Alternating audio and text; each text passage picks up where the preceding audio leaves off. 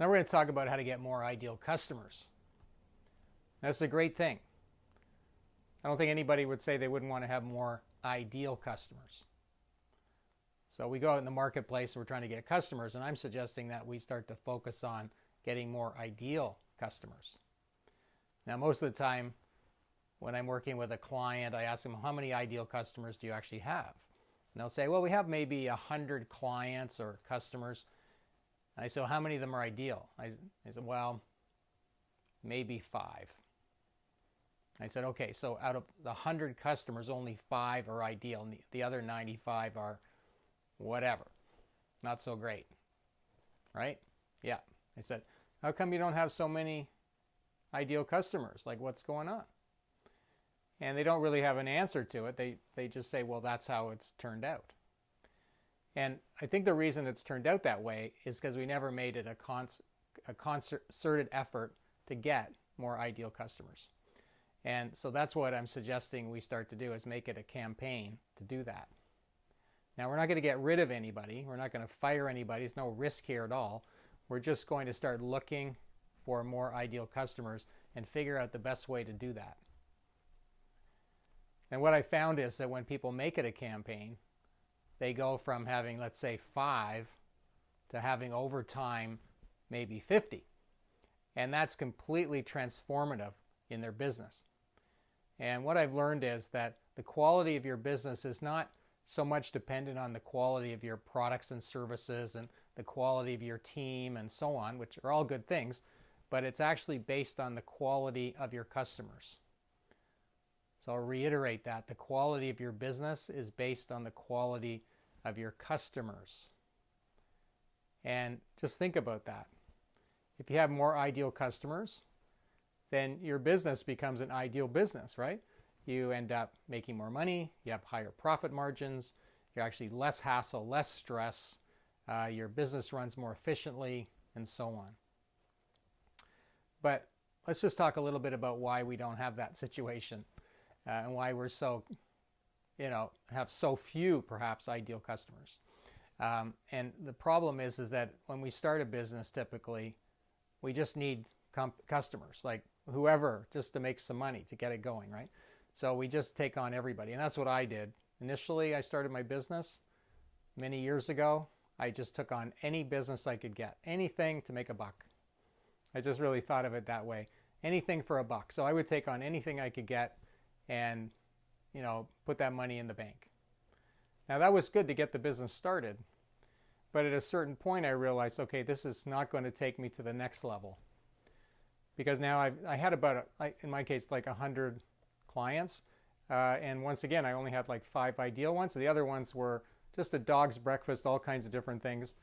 And a lot of those people were really holding me back. They were nickel and diming me, like trying to always get the lowest price. They weren't very respectful of me and the people I work with. They were calling me at all hours. They were expecting a lot of things that I hadn't contracted for.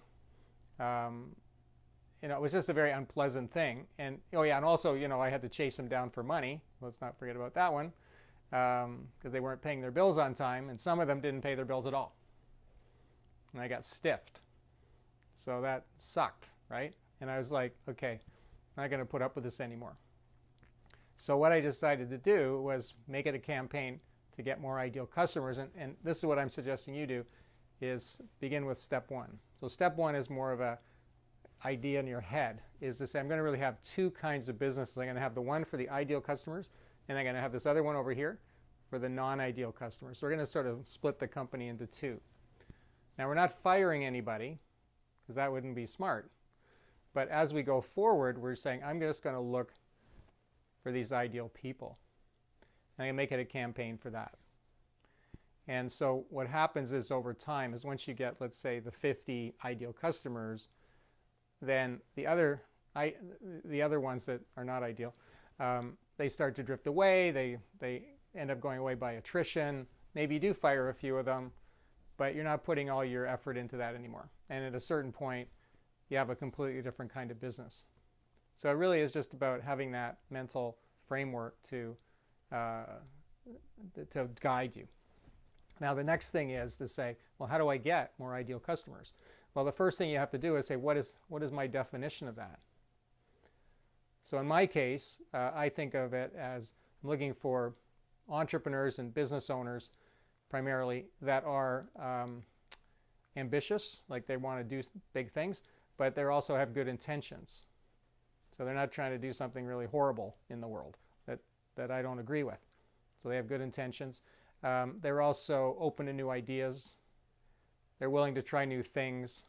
And also, in my case, they think strategically in the sense that they understand that they're looking more long-term in a lot of things and investing in themselves and their business, in the sense they say, well, if I put this money in now, I put $1 in now, I'm going to make $100 later. If I put this effort in now, I'm going to save a ton of effort later. If I put in this time, I'll save 100 times of that time in the future. They think strategically. And generally, they're just really nice people as well.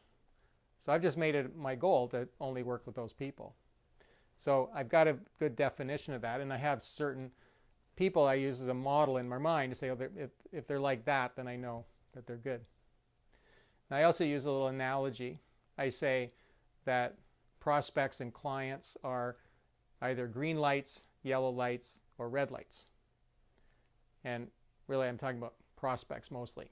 So a green light is a prospect who totally gets what you're doing. They love what you're doing. It's like so easy. It's just the easiest thing ever to get going with them. And everything is just totally clear sailing. And we all know when that happens, it's a wonderful thing. Then we have the red lights, of course, and they're totally resistant. They don't get what you're doing. They fight back. And we think that we should convince them otherwise. But my tip here is just to say, drop those immediately. As soon as possible, you realize it's a red light, get rid of them. And then there's the yellow lights, and they're the most problematic. And what they are people who look really good, and it's like, oh, I really want them to be a client or a customer, and you spend a lot of time with them, but in the end, nothing happens, and it was a total waste of time. And if you had really been clear about it and had some discernment, you would have realized that a long time ago, but you had rose-colored glasses on, and you decided to keep pursuing this, even though really in your heart of hearts you knew it wasn't going to work out very well. So that's the yellow light. So I'm telling you, I wanted to figure out how to get clear of that a yellow light. So once again, when you go into the marketplace, I'm trying to empower you with some discernment that says, okay, I am going out, I find the green lights, that's great. Red light, get rid of them. Yellow lights, try to catch those as soon as possible.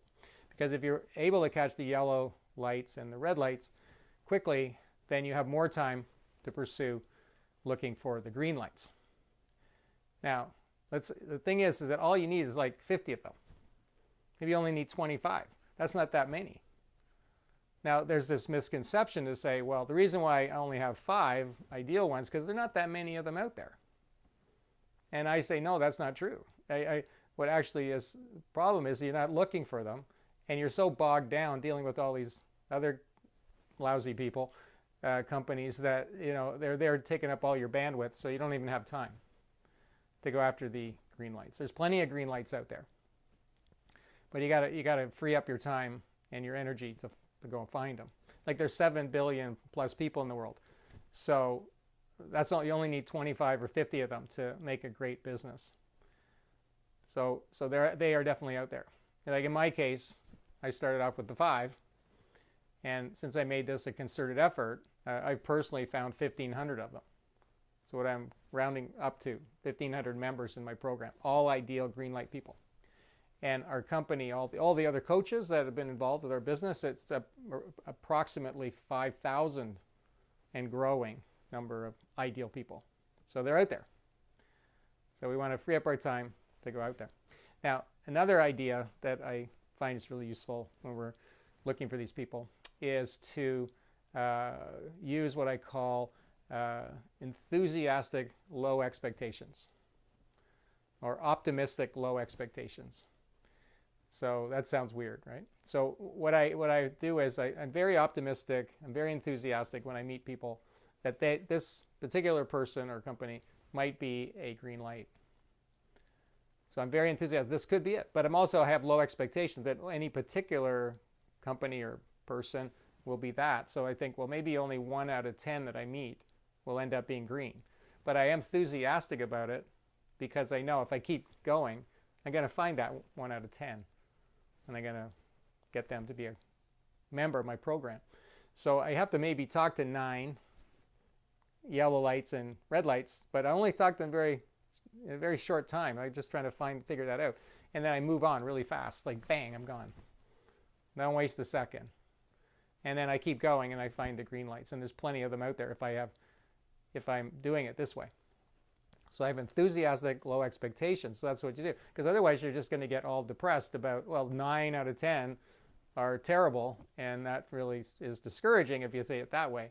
But if you say, no, this is a quest to find the green light, then you're much more positive about it, right? So it's all part of the process. Now, the final thing I'll throw out there to help you with this is to think about how are you going to get these people interested in what you're doing. Now, if you're selling a hot dog or a commodity or something that all the other penguins are selling, then that's not going to be very interesting to these ideal people, right? So I just say, like, if you want a gourmet customer or client, you got to put a gourmet meal in front of them, something really unique that comes from you that's they can't get anywhere else, that is of a higher value and is really intriguing to them. That's what you need to put in front of them. And so this goes back to some of the other strategies where we said, okay, we're going to have our basic fast food and we're going to have our advanced gourmet meal. We're going to give them the 2 choices, and we're going to see what happens. And this is going to help you really much more. It's going to help you get those ideal people, because this is the ideal thing for the ideal people. So that's why you have to do that work. You have to put the big idea together. So if you take these strategies and you put them together and make it a campaign and say, look, we're really going to be clear now what's ideal and what isn't, then you'll start to find those people. I've seen this happen over and over again. And it's very, very powerful. Now, like I say, we can still work with the non-ideal people, but we are now realizing that 1 ideal green light is worth 20, like, let's call them non-ideal red lights or yellow lights, right? That's like night and day. So as soon as you start having that experience, your taste for these non-ideal people you start losing that completely, right? And over time, and it might take a few years, you'll have a completely different business, a much more high-quality business, because you have more high-quality customers. Now, just a practical matter as far as what to do first is just take a look at your existing clients or customers and say, how many of them are ideal? And pick one and make them the model. So let's say it's John or Lori or something.